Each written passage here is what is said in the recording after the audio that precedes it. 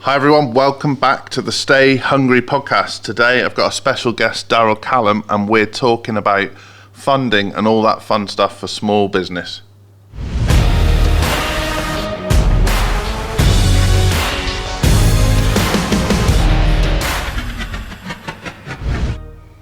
Darryl, welcome to the Stay Hungry podcast. Absolutely. Thank you guys for having me on. No trouble. So I guess let's start at the beginning.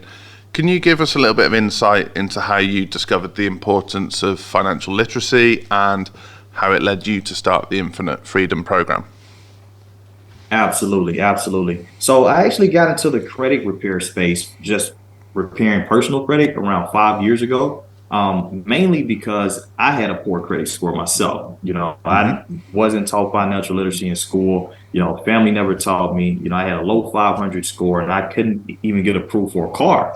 So I ended up going through another credit repair program. And long story short, within 6 months, my credit went from the low 500s to the 750. And I was able to go buy a new Mercedes. And I was so ecstatic about it. I started telling everyone else about it for free. But it eventually led me to learn, all the nuances within the business myself. And I partnered up with another company, and I started having a lot of success. And eventually I got to the point whereas, after COVID, America started breaking numbers with new business owners. And I realized that a lot of people that were looking to get their personal credit increase, they was looking to get business funding. So I ended up, graduating to taking a lot of courses, doing a lot of studying, through a lot of experience, trial and error to master, business credit and funding as well. Awesome. Yeah. And I guess for any business owner, access to funding is vital, especially small business. Cash flow is so important. What are the kind of things that you encounter that have meant that this is a passion for you? Well, I always felt like my mission on this planet, honestly, was to, empower people who may have come from backgrounds of being disadvantaged in a sense. Sure. So that's what made me create the Infinite Freedom movement. And it's many different ways you can empower people, right? Like spiritually and, through knowledge. I just feel like my specific purpose is to help people in the financial realm, by wealth building. So that would led me to create the Infinite Freedom Wealth Network. It's all about helping just the average individual, build financial freedom regardless of your background. Yeah, I love that. And credit is the foundation to doing so, Yeah, absolutely. So it's often said that the wealthy understand money differently. I guess what fundamental financial literacy concepts do you believe every small business owner needs to grasp to start building that generational wealth? Absolutely. I mean, really just read Rich Dad, Poor Dad, the principles that are taught in that book, right? That pretty much breaks down the foundation. Once you read that book, you can't unlearn, you know what I mean? You can't unknow what you learned or what have you.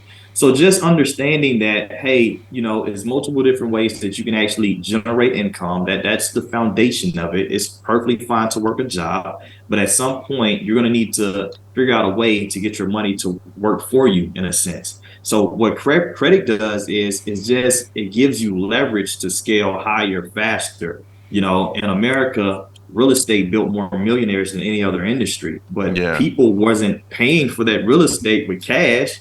They were leveraging credit. You know what I mean? Like there's no other industry you can get in where you can control, hundreds of thousands, possibly millions with it, and only putting down 10%, possibly 0% if you have the right investors involved or what have you. So it's just all about using that credit as leverage. Let's say you get 100,000 and you invest in your business and you make $250,000, 250,000 off of it, and you can pay the 100,000 off. Now you got $150,000 in free money. And eventually, what you want to do is get that money invested somewhere where it's working on autopilot, because that's basically financial freedom. Imagine if you're making $1 million on autopilot without doing anything. That's the objective, what you're looking to accomplish. Yeah, and I think I think certainly from my experience, a lot of small business owners feel like that's out of their reach, that it's not for them. And if you say to them, do you realize that most wealthy people don't get wealthy with their own money? That it would blow their minds. So Yeah. what are the misconceptions and the common mistakes you see from individuals and business owners when they're trying to do this? As far as getting access to capital or actually building wealth? I think, well, let's go with both. Let's go getting access to funding and also their wealth mindset, because I guess until you get your head around it, it's not going to happen. Yeah, that's absolutely true. Yeah, so a lot of people just aren't aware. People try to start businesses and fund the business out of pocket, Hmm. right? I've seen people work regular 9 to 5s and they think that they're going to use the money from their job to start and grow their business. And like eventually you're going to drain yourself because you're paying for your personal bills, your business bills. It's going to exhaust all funds. And that's why 80-90% of businesses, that do fail due to a lack of access to capital. Yeah. So first and foremost, you got to understand that funding out of pocket is just simply not the route to go, and understand that it is possible. Like you're saying, wrap your mind around it. Like, hey, you really can get access to funding. It's just information you need to learn and strategies you need to take. But as a new business, I mean, you can literally get access to 50 to 150 grand within a short period of time, after accomplishing it. And then as far as like actually building, I believe it is like majority of it is mindset, 80-90% mindset. You have to put yourself in the place of understanding that every successful human being on the planet, like it's nothing super special about them. It's not like they're doing something that's out of the possibility of what you can accomplish as well, and this 2023, whatever you need to learn, whatever you need to implement, however you need to execute. I mean, you got Chat GPT, you got automations, like you can make it work. You can figure out a way to make it work. And you just really just have to go for it 100%. So what do you think it is that holds people back, that stops them from believing it's possible? Limiting beliefs and fear. I honestly think that fear, and also, so it's a lot of things. What makes you have limiting beliefs? What makes you let that fear take over you? I mean, it takes strength to really get over these type of things as well. If you're surrounded around people who've never accomplished anything and they're feeding you bad information, like, oh, you're crazy for doing this. If you're watching like gossip shows every single day, like it's like honestly working out and eating healthy and all that as well. I feel like all of these things are going to put us in a lower vibration where we can't execute at a high level. I feel like you have to be intentional. If you want to do something extraordinary on this planet, you're going to have to be intentional about setting your goals and really like going after it. You're going to have to be intentional about what you're watching every day. You're going to have to be intentional about who you're surrounded by. You're going to have to be intentional about what you're listening to, because all of these things are going to affect your actions. Yeah, no, I love that. I guess like for me, I grew up in an environment where people said things like save it for a rainy day, or Yeah. money doesn't grow on trees, or Yeah. almost like the idea of borrowing money was really frowned upon. Yeah, that's how it was in my household. It's like credit cards are bad. Cut them up. You don't want stay away from credit cards. And but also it's no excuses either. So some people will take that and be like, I can't do it. I was no one around me it was successful. And I'm like, well, we have the internet these days. So like find some motivational speakers, some mentors on the internet, and you need to watch them so much that they feel like they're your best friend. Like they feel like your family. You know what I Yeah, mean? Like I watch Tony Robbins so much, I feel like he's my uncle. yeah. I get that. Like, the only Yeah, voice I hear in the car is like Alex Hormozy or Eric Thomas just driving around. So it's like, 100%. I wake up every single morning either listening to Eric Thomas or like TD Jakes, Joel Osteen, Bob Proctor was this morning. yeah, yeah, and Yeah, like you're reprogramming your mind to be yeah, successful, and yeah. I guess like the cynical side of me says they don't want you to do that, which is why all the marketing, all the advertising, what the banks say, tries to stop you. I mean, I hate to like just sound, controversial or anything, but like one thing surprised me is like when Bob Proctor passed, I'm like, this man was so legendary, changed so many lives in such a positive, beneficial, powerful way. I'm like, it was nothing on media about his passing. And I'm like, this guy like done more than just like traditional schools in a sense. He helped people feel like they can do anything and like really go after their goals. And yeah, I feel like it may be some type of control there because I don't really want to go too far into it, but yeah, I understand. Yeah, it may be some type of different agendas that I think above so. my pay grade. They would teach financial literacy in school otherwise. No. That's true. I mean, well, they teach you how to be an employee in a sense, Mm, right? So, but they're not really teaching you how to be an entrepreneur or anything yeah. of that nature. I guess, if you're able to keep people as an employee, just make sure that they make a certain amount of money, where they have to keep working in a sense or get in debt. Yeah, yeah, yeah, and Yeah. like same in the States as it is in the UK. Make sure people have got a nice big student loan, so that they then have Yeah. to spend the rest of their life paying it off. It's Man, I feel like the last 20, 30 years in America is like the student loans is like modern day slavery in a sense. Because there's so many people that's literally going to die with that debt, yeah, yeah, yeah, and there's nothing you can do about it. You can't file bankruptcy or anything of that nature, and it's a federal student loan, so the federal government basically owns you. And I know so many people who got out 50, 200, $200,000 in student loan debt, and they're literally not even making $50,000 a year. yeah, and they never will. They're living And paycheck to paycheck, and yeah, yeah, scary. So I guess on the opposite side of that, you talk a lot about being bankable. So making your business bankable. Can you define what it truly means to be bankable as a small business owner and why that's crucial?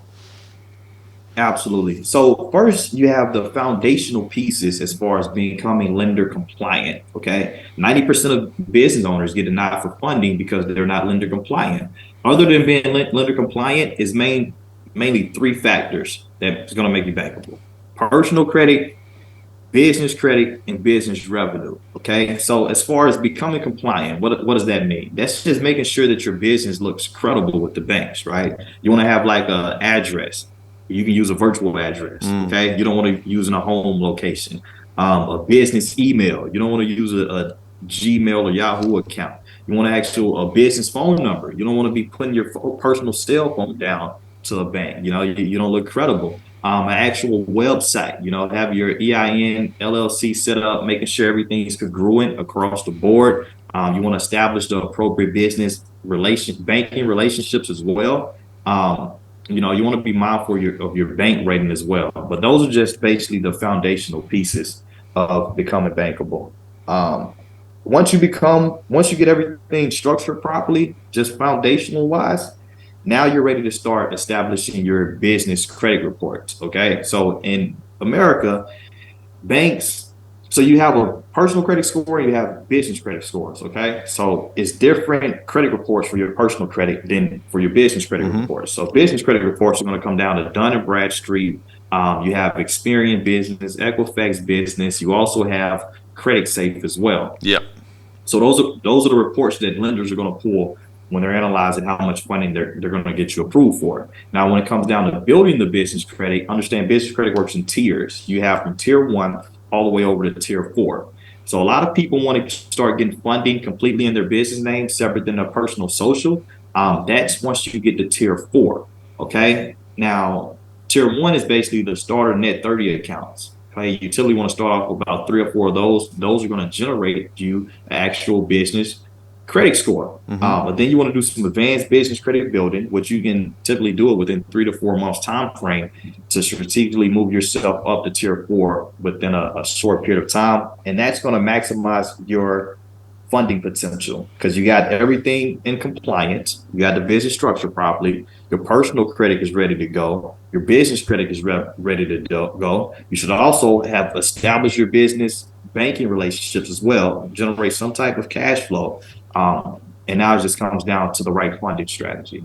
Yeah, awesome. And I guess like I don't understand how the tiers work in the States, but if it's similar to the UK, the more bankable you are, the less of your personal liabilities you have to leverage. So, Absolutely. or should I say personal assets you have to leverage. So, yeah, the more bankable you become, the less risky it is. Yeah.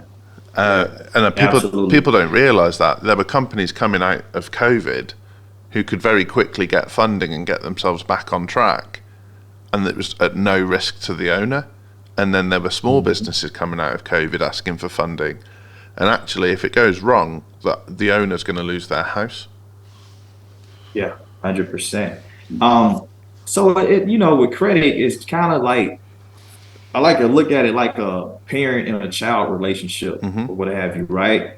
If a child just graduated high school, it's like how much are you going to trust him with? You're going to want his parent to co-sign for him because he hasn't established any type of credibility or responsibility, right? So the business is brand new. That's your baby. You're the owner. The business is your baby. You're the parent. You're gonna have to co-sign for it. So you got to make sure that your business look much as a grown up as possible Yeah, if you want to get yourself away from it. You know what I mean? I love that analogy. That's cool. So, Yeah. like, as a small business owner myself, what's the best things I can do to optimize my cash flow, better manage my cash flow, so that when a lender's looking at me, they see me as a legit opportunity for them? See, now credit and cash flow, getting access to capital and cash flow, that's two separate things, Sure. you know. So many people, and that's another thing as well. Through social media, people hearing all these cool tricks about business credit and funding. Everyone's talking about getting funding, but I mean, cash flow, that's totally separate. And that's really number one, what you need to be focused on as a new business Yeah. owner. We know as business owners what that looks like though. That looks like hard work to me. That looks like marketing and sales. Yeah, yeah. You know what I mean? At the end of the day, you got to generate sales to the company. Yeah. And I get okay. I'll reframe how I meant that. So if a business on paper drains itself to zero every month, when a when a lender looks at you, chances are they're not going to look at you very favourably. They're going to think this is not a safe bet. So what sort of things should a business do to make it more attractive to lend to?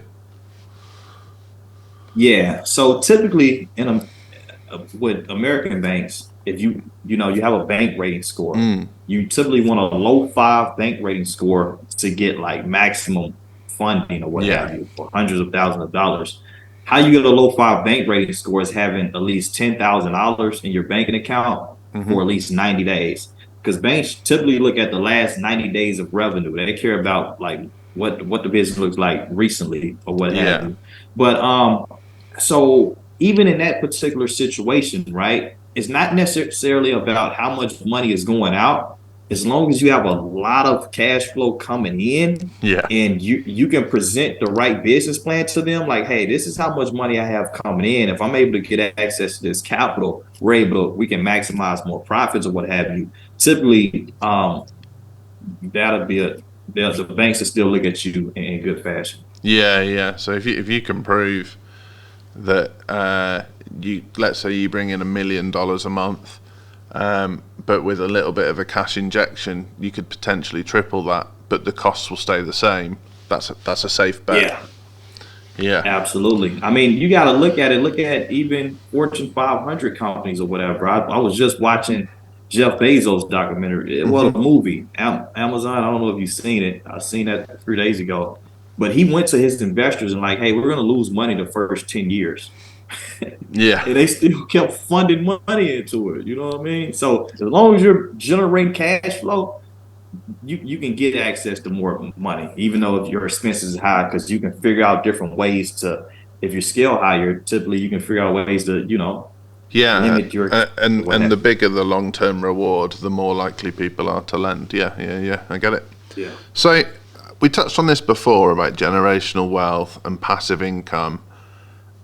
Could you touch on how small businesses can start to generate passive income streams? So how they can improve their stability by looking at diversifying how they generate income?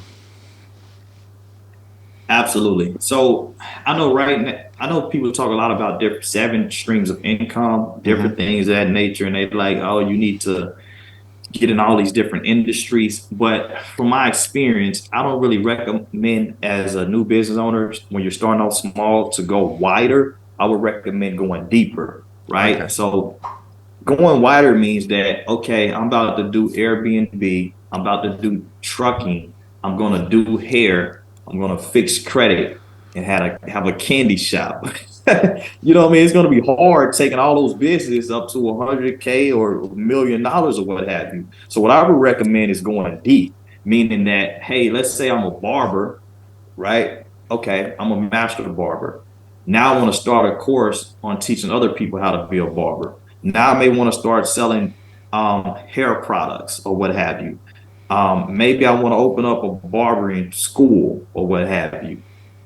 You know what I mean? So I would Yeah. recommend going deep on one lane or what have you. But if you're just looking to throw some money into some passive income streams that just work on their own, I would recommend only just getting like one or two. Let's say I have a buddy of mine that's part of the Infinite Freedom Movement as well, whereas some of our business owners can invest in Airbnb. What Yeah. his company does is they actually go out there and get the Airbnb for you and launch it on Airbnb and manage it for you as well. Yeah.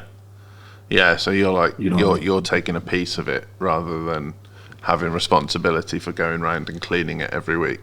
Yeah.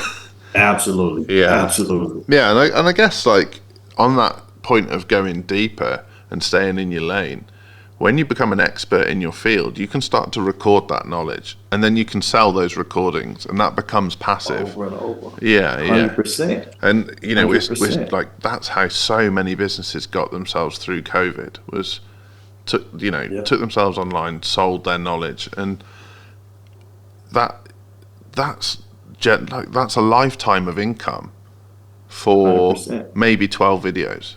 It's Yeah. and people are sleeping on that. I think it's They sleeping on it. And you know, the thing about it as well, you want to have a sales ladder also. So let's say, just as far as being a barber or what have you, people tend to buy things. It's easier to sell to people you've already sold to than anyone else, sure. right? So you want to have a sales ladder. Let's just say your cheap product is like an ebook. You give Hmm. them the game on a free ebook, right? And then you have like a low ticket product from 97 to 297. And then you have like the actual course for a couple of Yeah, thousand. You may have a high ticket product for 10 grand where I help you come out and launch everything with you. You know what I yeah, mean? yeah, yeah, yeah.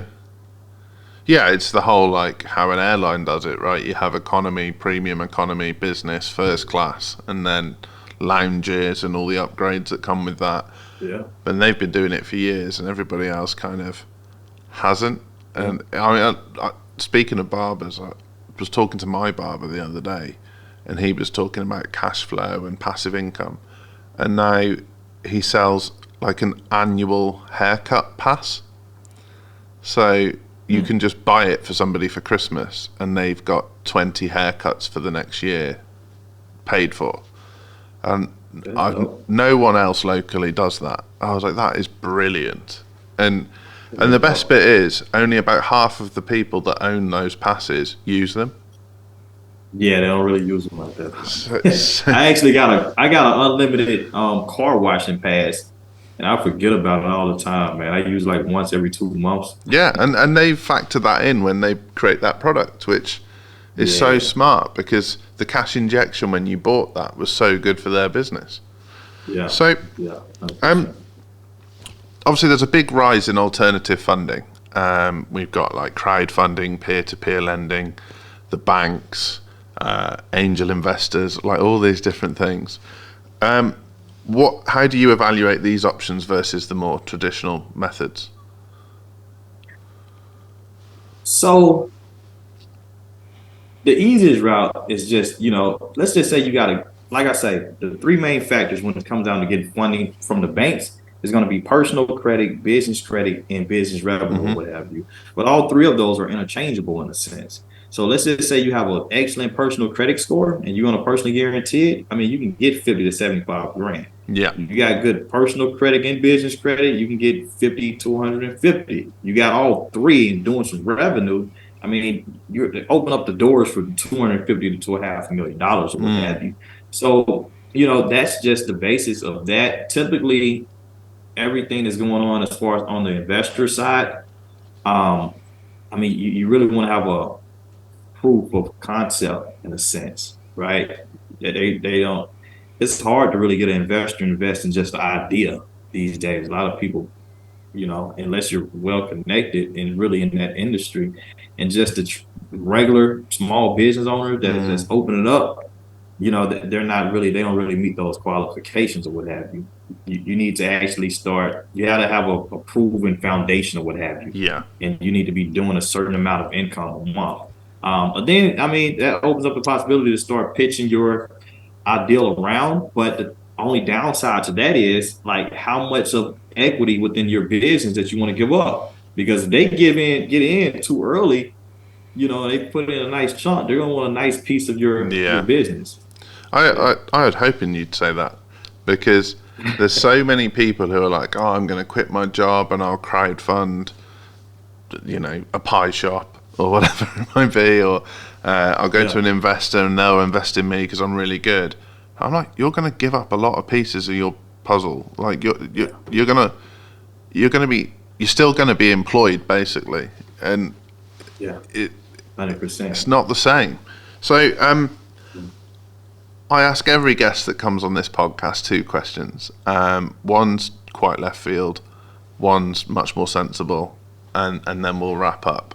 The first one is, what's your favourite film and why? Favorite film of all time? Yeah. Man, man. Favorite. The first thing that popped in my mind was 300, Cool. Gerard Butler. you know. Yeah. It feels like I just like the grittiness of it and just it shows that the heart you gotta have. And I kind of feel like I transfer that over into the business world. Yeah. Like because you gotta be risky like that. You gotta be ready to take a little bit of nothing and blow it up and make everything out of it. But also just in while keeping your integrity Yeah, and yeah. good character and doing it in bounds of, you know, in good fashion. You're not playing the game dirty or nothing like that. Like I'm about to go straight up and conquer, and just the ambition and the purpose behind it. And it also was just I liked it. It was very well written and, really well shot as well. That's cool. Nobody's ever said that. That's really cool. I was in Indianapolis last week at a conference, and Tom Billiou was the speaker, and he said, before I walk into a Oh, room, wow. I love them. yeah, before I walk into a room, I remind myself that I'm a warrior covered in the blood of those that tried to stop me helping people. I was like, Wow. yeah, that matches That's a up good with, attitude. That's a yeah. good attitude to have. Yeah. So, slightly more sensible question. uh, what's the best mistake you've ever made? That's a good one. That's really interesting. The best mistake, the best mistake I ever made. Well, that is tricky because in hindsight, when you look at your mistakes when you made them, they end up working out as a positive or Yeah. whatever, huh? I would say I was a nightclub promoter actually on Las Vegas Boulevard. Um, and that was before I was taking the credit thing serious or what Hmm. have you. Right. Well, I wasn't making a lot of money. I wasn't making any money with credit, honestly. I was just fixing a lot of fringe credit or what have you. Um, and I was making like six figures a year doing promotions on Las Vegas Boulevard. So when 2020 came, it shut everything down, shut the clubs down, shut the Yeah. strip down. I had $0 coming in. So I had to make a decision. One of my buddies on the strip partnered up with a mortgage loan originator or what have you, and he was like, hey, you can come work with us, and we're gonna make 50, 75 grand a year, like easy, you know what I mean? Mm-hmm. And I turned that down to move back to Arkansas and start over and build my credit repair business from scratch. So at the Cool. time, it looked like I looked crazy, like it was a mistake. But that next year, I made over $135,000. That's amazing. Congratulations. That's awesome. Yeah, I love that question because that's always what happens. It's always the kind of people who see a mistake as an opportunity. And Yeah. yeah. So, as we wrap up, what's the best way to get in touch with you? And what's the one piece of advice you give people who are looking to get funding? So I would definitely say just go to darrylcallum.com. That's DARRYLCALLUM.com. You can find all my social medias. You can book free calls. You can get like free information. Get in contact with me if you want a free consultation as far as going about getting funding. And yeah, as far as getting the funding that you need, just understand that it's going to take the right type of strategy. So either, learn it, get around the right people, and just learn the right information so you can execute. Darryl, you've been an absolutely awesome guest. Thank you so much. Awesome, man. Thanks for having me on.